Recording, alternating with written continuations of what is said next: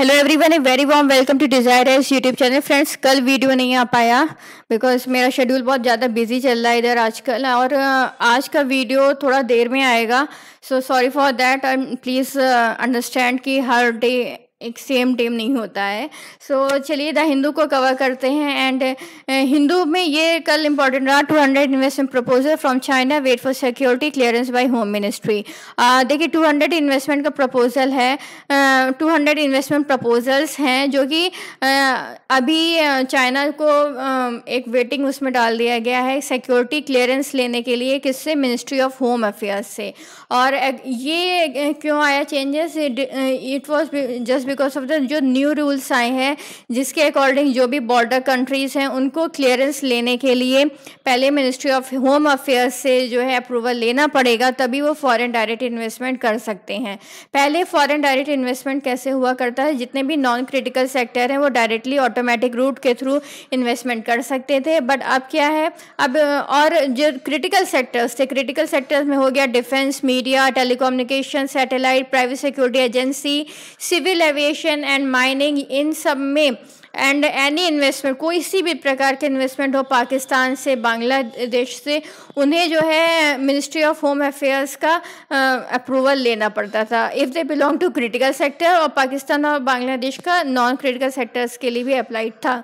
अब ये रूल जो है सिक्योरिटी क्लियरेंस का, ये चाइना के लिए भी अप्लाइड है। एंड अभी क्या है, जो अभी नए रूल्स आए हैं, कोई भी entity of a country that shares border with India और एक बेनिफिशियरी रोल प्ले कर रही है इंडिया के साथ रिगार्डिंग टू द प्रॉफिट, तो उसको इन्वेस्टमेंट के लिए गवर्नमेंट रूट के थ्रू जाना पड़ेगा। डायरेक्टली वो जो है इन्वेस्टमेंट प्राइवेट जो बिजनेस हैं उनके साथ डील नहीं कर सकता। और इन्वेस्टमेंट के लिए आपको चैनल कौन सा लेना पड़ेगा? उन कंट्रीज़ को वो लेना पड़ेगा गवर्नमेंट्स का। ओके, सो ये क्यों करा गया? Just because to save a country from the threats, proposals जो वगैरह आ रहे थे उनके लिए। और 2019 में एमएचए ने इन्फॉर्म लोकसभा की जो भी सिक्योरिटी क्लियरेंस है उसकी लगभग 60 डेज में सिक्योरिटी क्लियरेंस मिल जाएगा। दिस वाज जस्ट बिकॉज की ईज़ ऑफ डूइंग बिजनेस जो है वो इंडिया में एक अच्छे रैंकिंग पे बना रहे। Okay, and India shares land borders with Pakistan, Afghanistan, China, Nepal, Bhutan, Bangladesh और Myanmar. So investors from countries जो कि that are not covered by the revise FDI new policy, उनको जो है केवल आरबीआई को इन्फॉर्म करना पड़ेगा after completion of a transaction, और उनको मिनिस्ट्री से अप्रूवल नहीं लेना पड़ेगा। लेकिन जो अभी न्यू इन्वेस्टर्स हैं उनको अप्रूवल लेना पड़ेगा, ओके, क्लियरेंस लेना पड़ेगा। इसके बाद हम एडिटोरियल पे आते हैं। गवर्नर्स टेस्ट, ये इंपॉर्टेंट रही news. And the fall of Hong Kong as well as the revolution in policy mindset. तो गवर्नर टेस्ट वाला हम जल्दी से कवर कर लेते हैं। इसमें क्या रहा कि राजस्थान में जो इशू चल रहा है Sachin Pilot as well as Gehlot में, उसमें जो है गहलोत की जो है कह सकते हैं जो गवर्नमेंट है वो कहीं पे क्वेश्चनेबल पॉइंट पर आ गई है। इसकी जो है मेजॉरिटी में है कि नहीं है, इसके लिए गवर्नर ने एक समन सेशन ऑर्गेनाइज करवाया जिसके अगेंस्ट में सुप्रीम कोर्ट ने कहा है कि governor has no discretionary power कि वो ऐसा सेशन ऑर्गेनाइज करवा सके। और ये चीज़ जो है बिकॉज गवर्नर जो है वो हमेशा it is bound to act, means ये चीज़ ध्यान में रखना है। ऐसे क्वेश्चंस जो है प्रीलिम्स में आ जाते हैं कि governor is bound to act according to the aid and advice of the CM and council of ministers. Okay, कुछ ही डिस्क्रिशनरी पावर्स होती हैं गवर्नमेंट के पास, गवर्नर के पास, जैसे हैंग ऑफ द पार्लियामेंट हो गया, ओके, या फिर जो है जैसे कि अपॉइंट करना कि कौन जो है अपॉइंटिंग ऑफ सीएम, तो इस तरीके के जो है miss selection of the CM ये नहीं पावर है, बट अपॉइंटिंग द सीएम ये पावर है गवर्नर के पास। इसी की तरह बिल है, जैसे कि कोई भी ऑर्डिनरी बिल है तो उसको जो है प्रेसिडेंट के लिए डिसीजन के लिए वो पेंडिंग करवा देना। So these are the powers which governor has the discretionary power. Okay, so this was there in this article. अब हम नेक्स्ट आर्टिकल पे बढ़ते हैं, fall of Hong Kong. Fall of Hong Kong में जो है अभी देखो हांगकांग में न्यू सिक्योरिटी लॉ आया, उसके अकॉर्डिंग जो है बहुत सारे पनिशमेंट्स जो हैं वो आ गए वहाँ के हांगकांग के सिटीजन्स के लिए। जैसे कि अगर कोई भी गलत बोलता है अगेंस्ट द चाइनीज़ अथॉरिटीज़ तो उनको लाइफ टर्म इम्प्रिजनमेंट मिल सकता है, और इवन जो है डेथ सेंटेंस भी सुनाया जा सकता है। तो इसका थोड़ा सा हांगकांग का हम हिस्ट्री पे इस पे बात करी गई तो वो समझ लेते हैं। तो डेंग जियाओपिंग ने बोला था कि कंट्री है वो रन तो करेगी, जैसे हॉर्स जो है उसका काम दौड़ना है तो वो दौड़ेगा, stock will still sizzle, okay, इसी तरह जो डांसर्स विल स्टिल डांस। तो ये एक बेसिक नेचर है जो होता ही रहेगा, भले ही वो रूलिंग जो है किसी भी उसके कंट्री के उसमें आए, ओके। सो लंदन का जो है 99 ईयर जो लीज था वो लगभग जो है एक्सपायर हो गया, ओके, लगभग 15 साल पहले। तो अभी क्या है कि चाइना के पास फुल अथॉरिटी थी to govern Hong Kong, okay, and Deng wanted to bring the whole territory under Chinese control in 1997, और इनका ये सपना जो है लगभग उनकी डेथ के पहले थोड़ा बहुत पूरा हो गया था, बिकॉज 2 डॉक्यूमेंट्स वर ड्राफ्टेड जिसके अकॉर्डिंग जो है हांगकांग जो है चाइनीज़ का कम्युनिस्ट पार्टी रन करेगी, इसके में आ गया था। बट जो जैसे कि डेंग का बोलना था कि जो है मिस चाइना एक जो है अच्छे तरीके से गवर्न करेगा, ये सब जो है धीमे धीमे जो है फेड आउट होता जा रहा है अगर हम अब की सिचुएशन को देखते हैं, ओके। एंड फर्स्ट जो है केम इन 1984 जो साइनो ब्रिटिश जॉइंट डिक्लेरेशन, इस चीज़ को याद रखना बिकॉज ये आप अपने आंसर्स में यूज़ कर सकते हो for as an effective answer writing. तो जो है जो साइनो ब्रिटिश जॉइंट डिक्लेरेशन था इसमें 1 कंट्री 2 सिस्टम के बारे में बोला गया था। 1 कंट्री और 2 सिस्टम, पहले इसको समझ लो। 1 कंट्री मतलब चाइना हो गया और उसका रूलिंग जो जिस पे रूल कर रहा है Hong Kong, so they will act like a 1 country, okay. But इसमें होगा क्या, चाइना में अलग सिस्टम चलेगा गवर्निंग सिस्टम, हांगकांग में अलग चलेगा। ऐसे ही चाइना जो है ताइवान के साथ भी ऐसे रिलेशनशिप सेटअप करे हुआ है। सो इस तरीके का था, ओके। सो हांगकांग में क्या था, हाई डिग्री ऑफ ऑटोनॉमी थी just because of the special administrative region का जो स्टेटस हांगकांग अप्लाई कर रहा था। So way of life was going on जैसे पहले चल रही थी। इसके बाद क्या हुआ कि बेसिक लॉ आया 1990 में। हांगकांग पीपल के लिए एक अट्रैक्टिव विजन ऑफ लाइफ आया फ्रॉम 1997 अंटिल 2047, ओके। अब क्या है कि वो कंट्रीज जो है no they will not be more colonize and they will no longer be colonial subject, और वो अपने जो है स्टेटस को वो मेंटेन कर सकते हैं। इंडिपेंडेंट जुडिशरी उनमें उस कंट्री में हांगकांग में रह सकती है, फ्री प्रेस हो सकता है, stronger right of assembly and speech that mainland cities, जैसे कि मेनलैंड सिटी के पास है। एज वेल एज जो हांगकांग का जो गवर्नमेंट है वहाँ पे जो हांगकांग के पीपल हैं वो गवर्न कर सकते हैं, वहाँ पे रूल कर सकते हैं।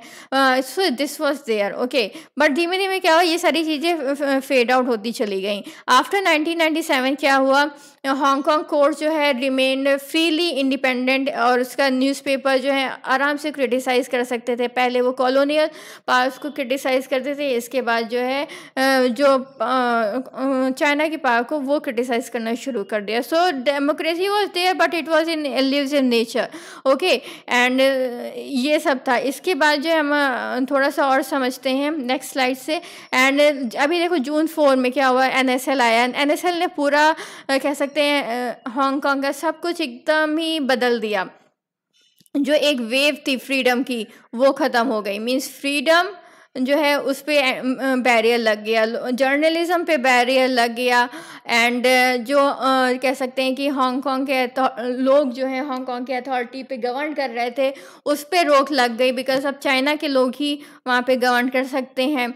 So these were the barriers जो हांगकांग के जो है कंट्री पे लग गया। सो पहले क्या था, 1 कंट्री 2 सिस्टम, अब धीरे धीरे चाइना ने क्या बदल दिया, 1 कंट्री 1 सिस्टम के फ्रेमवर्क में आने की कोशिश करी, जिसके कारण जो है लोगों को बहुत प्रॉब्लम फेस करनी पड़ी, because they can not openly जो है अपना ओपिनियन जो है वो नहीं बता सकते थे, क्या उनके दिमाग में चल रहा है वो नहीं बता सकते थे, just because of the fear कि कहीं उनको जेल ना हो जाए, कहीं उनको डेथ सेंटेंस ना सुना दिया जाए। ए रिवॉल्यूशन इन पॉलिसी मार्केट, अभी देखो कोविड की सिचुएशन है, कोविड के सिचुएशन में devastating social and economic impact देखने को मिला। और क्या इस जितने भी कंट्रीज थे बहुत सारे बोल्ड मेजर्स ले रहे जिससे कि लाइफ और इकोनॉमिक कॉस्ट है वो कहीं ना कहीं सुधारी जा सके। ओके, और ये भी है कि जो सस्टेनेबल डेवलपमेंट गोल है एक, वो ये है कि इरेडिकेट करना पावर्टी लगभग 2030 तक ग्लोबली जो है उसको इरेडिकेट करना। सो अटेंशन जो है अब हेल्थ पे, ह्यूमन एफेक्ट्स पे गवर्नमेंट का ज़्यादा हो गया है। ओके, एंड जो पेंडेमिक है has expose the fragility as well as the systematic gaps जो कि हमारे सिस्टम में रहा। एज वेल कंट्रीज़ ने बहुत सारे बोल्ड मेजर्स लेने शुरू कर दिए कि फूड डिस्ट्रीब्यूशन सिस्टम कैसे होना चाहिए, कैश ट्रांसफ़र कैसे करना है, वल्नरेबल हाउस होल्ड्स को उनको कैसे प्रोटेक्ट करना है। एज वेल एज बहुत सारी कंट्रीज़ ने जेंडर और जेंडर बेस्ड वायलेंस है उस तरीके की प्रॉब्लम्स को कैसे सॉर्ट आउट करना है। बिकॉज देखा जाए तो लोग घर में ही रह रहे थे और इस कारण जो है बहुत सारे वायलेंस जो है विमेन लोगों को फेस करना पड़ रहा था। सो इस तरीके की सिचुएशन को कैसे टैकल करना है ये चीज़ जो है अब कंट्रीज़ वगैरह सोच रहे हैं। एज वेल एक पीपल और इन्वायरमेंट नेक्सस, जैसे कि अभी जो है देखा गया कि इन्वायरमेंट कितना क्लीन हो गया, तो इस तरीके से एक नेक्सस क्रिएट करना जिससे कि हेल्थ ऑफ द पीपल वो ना डिट्रॉइट हो कि इन्वायरमेंट डिट्रॉइशन से होती है। Okay, and other thing is एक ऐसा सिस्टम बनाना जो कि इंक्लूसिव हो। Okay, and other thing is that जो कि अकाउंटेबल हो। ओके, अकाउंटेबल हो एज वेल एज डिजिटल हो उसका इंफ्रास्ट्रक्चर, ये सारी चीज़ें, as well as health insurance facility अच्छी हो और सोशल प्रोटेक्शन ज़्यादा हो। सो ये चीज़ पे फोकस करना है, आपके जो पॉलिसी माइंडसेट बनाना है, आप फ्रेमवर्क्स बनाना है गवर्नमेंट को। ओके, एंड एक जैसे कि साउथ कोरिया में क्या हुआ कि न्यू डील का प्रोजेक्ट आया, इसके अकॉर्डिंग क्या है digitization as well as decarbonization पे फोकस करा गया। एंड ब्लू रिकवरी पे जो है पैसिफिक एरिया वाले कंट्रीज़ फोकस कर रहे हैं। एंड इसमें ब्लू रिकवरी मतलब जैसे फिशरी रिलेटेड कोई भी चीज़ है उस पर, एज वेल एज जो इंडिया ने किस पे फोकस करना शुरू करा, इंडिया ने सोलार पे करा, एज वेल एज चाइना ने रिन्यूएबल एनर्जी पे करा। साथ ही साथ इंस्टीट्यूशन जैसे कि United nation and Asian development banks हैं, ये जो है अपने जो फंड्स हैं वो मोबिलाइज कर रही हैं to help these countries. Okay, so this was there and let us move on to the other topic, analyzing NIRF 2020। NIRF क्या है, national institute related to ranking framework of different institute, इससे related ये चीज़ है। And ये जो है जो भी हायर एजुकेशन इंस्टीट्यूशन है उस पे जो है क्या, जैसे कि हो गया statutory bodies UGC, AICTE, MCI, इस पे रैंकिंग अपना बनाता है। अगर देखा जाए तो 5 पैरामीटर्स हैं, टीचिंग, लर्निंग एंड रिसोर्स एक पैरामीटर हो गया, second one is research and professional practice, third one is graduation outcome, fourth one is outreach and inclusivity कितनी है, and fifth one is perception. अगर देखा जाए तो तमिलनाडु ने बहुत अच्छा जो है वर्क करा है, as well as public universities जो हैं वहाँ पे अच्छा वर्क कर रही है in comparison to the private one, और वो research, professional practice, graduation outcome, इन सब पे जो है एक अपना एफर्ट दे रही हैं। ओके, अब जो है अगर किसी इंस्टीट्यूट को अपनी रैंकिंग इम्प्रूव करनी है तो उनको कुछ पॉइंट पे फोकस करना ही पड़ेगा। वो क्या होते हैं, ये देखो, एनरोलमेंट, स्टूडेंट एनरोलमेंट रेशियो कितना है टीचर और स्टूडेंट का, ये चीज़ देखनी है। इसके बाद जो है कितने number of women students and faculty है, स्कॉलरशिप की फैसिलिटी क्या है, क्वालिटी रिसर्च पब्लिकेशन कितना हुआ है, higher pass percentage of the exam कितने लोगों ने करा है, as well as physically challenge people कितना है, good reputation among the employees and academic में होना चाहिए। So these are the thing जिस पे जो है पूरी ये रैंकिंग बेस्ड होती है। एंड चलिए अब इंडियन एक्सप्रेस पे टॉपिक पे आते हैं, how covid has hit learning. एक स्टडी करा AICR ने करने वाला है जिसके अकॉर्डिंग ये देखना चाहता है कि कोविड टाइम में जो है स्टूडेंट्स की लर्निंग कितनी इफेक्ट हुई। अभी 2005 से 18 की स्टडी हुई, उसके अकॉर्डिंग अगर देखा गया तो ये डेटा देखो इंपॉर्टेंट है, ये आप जो है ऐसे में यूज़ कर सकते हो, as well as in the mains answer writing उसमें भी आप ये यूज़ कर सकते हो। अभी देखो कि 95% जो है देखा गया कि वो एक एनरोलमेंट लेवल आ गया है। ओके, और इसमें गर्ल्स का लगभग केवल इतना ही है, 22.6 टू 13.5% है। 2006 और 18 का डेटा है, इसके बीच का डेटा है। अगर देखा जाए तो क्लास 5 का बच्चा जो है, ओके, उससे बोला गया कि कुछ पढ़ने के लिए बोला गया, तो लगभग जो है 50% ऑफ द पीपल ऐसे थे कि जो क्लास सेकेंड की बुक भी इतनी फ्लुएंटली नहीं पढ़ सा रहे। बहुत सारे लोग तो लगभग उसमें 13% बच्चे ऐसे थे जिनको जो है इवन सिंपल वर्ड्स वो नहीं पढ़ पा रहे थे। 19% ऐसे थे जो एक सेंटेंस भी नहीं पढ़ पा रहे थे। ओके, सो ये कंडीशन थी, और वो भी इस स्टैंडर्ड 1 लेवल की बुक पे देखा गया ये सारी चीज़ें। और so these are the childrens who are already able to read a simple story fluently may be less likely to slip back as compare to children जिनकी रीडिंग स्किल अभी उतनी डेवलप नहीं हुई है कोविड टाइम में। Okay, so ये चीज़ें हैं। और ये भी है कि जो है लगभग whereas for children moving from standard 6 to 7 to 8, इनमें क्या है कि रीडिंग फ्लुएंसी इंक्रीज हो सकती है 10 to 15% points in a year. और सेकेंडली ये है कि जो 2006 और 18 में ईयर ऑन ईयर गेन हो सकता है। अगर पॉइंट ये है कि उनकी रीडिंग जो है फ्लुएंसी वो चीज़ सही होनी चाहिए। Okay, so this was there and other topic is from the idea space and Indian first. इसमें दादा भाई नरोजी के ऊपर ये टॉपिक है, और इसमें ये है कि he was an Indian first, भले ही वो पारसी वगैरह थे, एंड उनका first modern Indian economic thinker भी कहा जाता है, first Indian elected to the British parliament. ये चीज़ें बहुत इंपॉर्टेंट हैं, प्रीलिम्स में ये पूछा ही जाता है। ओके, तो ये चीज़ें ध्यान रखना। और he was the first leader to establish Swaraj as the goal of the Congress. But Naoroji was अलग चीज़ में भी इम्पॉर्टेंट थे। उन्होंने ये कहा कि नेशनल आइडेंटिटी पे फोकस करा। कुछ लोग बोलते हैं मैं हिंदू हूँ, मैं मुसलमान हूँ, मैं पारसी हूँ, मैं क्रिश्चियन हूँ, पर दादा भाई नरोजी जी का ये बोलना था कि मैं पहले इंडियन हूँ, I am an Indian first. Okay, so इस तरीके की एक नेशनल आइडेंटिटी होना, ये क्या कह सकते हैं, टुगेदरनेस को बढ़ाता है। As a Parsi, a member of the small but highly influential community, Naoroji जो है अटेंड टू माइनॉरिटी कंसर्न थे। ओके, सो वो धीरे धीरे क्या हुआ कि grow up in Bombay and in the 19th century जितने भी पॉलिटिकल वेंचर्स थे उनके अक्रॉस आए। So he listen to Maharashtrian assessment of the colonial expansion, वो उन्होंने लिसन करा। As he compiled economic data with अ कोंकणी मुस्लिम, और एक न्यूज़पेपर रन करा कोपाल बानिया। ओके, बनिया, ये एक न्यूज़पेपर रन करा। इनका फर्स्ट जो है पॉलिटिकल वेंचर था drew in people from across all India. Okay, this was there. So ये बेसिक चीज़ थी। Other thing was is not so much important. Naoroji return to India in order to preside over the annual Congress session in Lahore.